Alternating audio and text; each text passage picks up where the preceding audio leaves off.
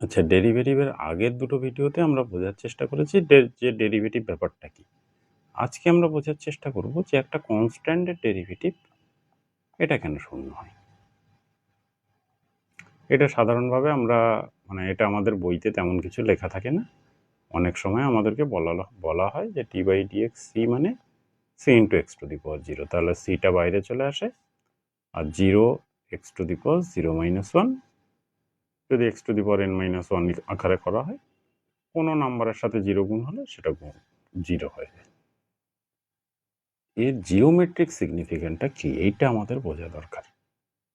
এটা তো একটা মোটামুটি বলা যায় ম্যাথামেটিক্যাল একটা স্টেটমেন্ট। তো দেখি, আমার কাছে y ইকুয়াল টু 2 আমার কাছে একটা লাইন আছে। আমি সি না লিখে y ইকুয়াল টু 2 লাইন নিচ্ছি। এটা y ইকুয়াল টু 2 লাইন। এবার আমি ডেরিভেটিভ বলতে কি বুঝি, যে del y by del x যখন limit del x tends to zero, সেটাকে আমরা ডেরিভেটিভ বলে বুঝি, তাই তো? তাহলে এর উপরে আমি আগে দুটো পয়েন্ট নিয়ে নেব, x1, 2, কারণ ওয়াই এক্স ওয়াইটা সবসময় 2 লাইনের উপরে আছে, আর x2, 2। তাহলে del y by del x কত? y2 মাইনাস y1, আর নিচে হচ্ছে x2 মাইনাস x1। y2টাও 2 আর x2টাও 2, মানে 2 minus 2 by x2 minus x1। এটা তার মানে del y by del x এটা হচ্ছে 0।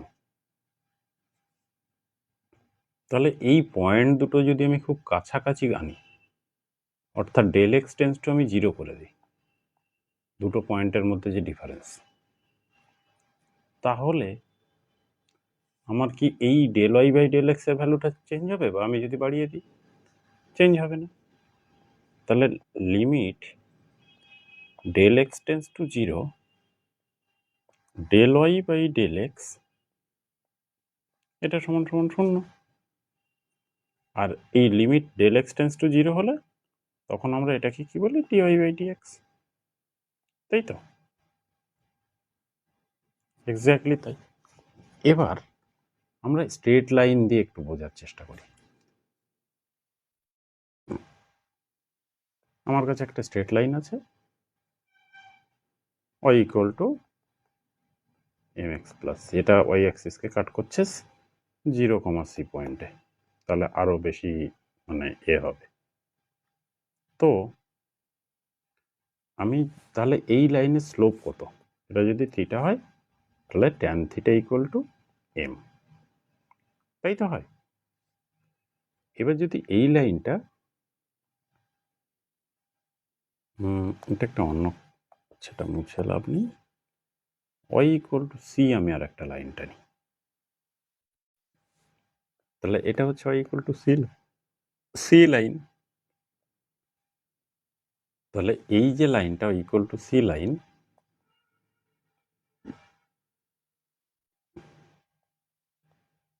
জিরো এক্স প্লাস সি, এই লাইনের ট্যান থিটা কত? 0 না? তাহলে থিটা হয় 0 হবে, না হয় পাই হবে, তাছাড়া তো অন্য কিছু হওয়া সম্ভব নয়। এবার আমরা যখন লাইনের ডাইরেকশন পড়বো ভেক্টরে, যদি লাইনটা একই এক্স অ্যাক্সিসের সেম দিকে যায় তাহলে তখন 0 হবে, যখন অপোজিট দিকে যাবে যখন পাই হবে, এটা তখন শেখা হবে, ঠিক আছে? তো এবার ব্যাপারটা ডেরিভেটিভ, কোনো কনস্ট্যান্টের ডেরিভেটিভ আমরা 0 কেন সেটা আমরা মোটামুটি বুঝেছি। এটা আমরা মূলগতভাবে এই যে ব্যাপারটা আছে এটা দিয়ে আমাদের বেশ ক্লিয়ার হয়ে যায়। জাস্ট স্ট্রেট লাইনটা আমরা বলেছি ডিফাইন করার জন্য যে স্ট্রেট লাইন আমরা কেন করি, ঠিক আছে? ঠিক আছে তাহলে।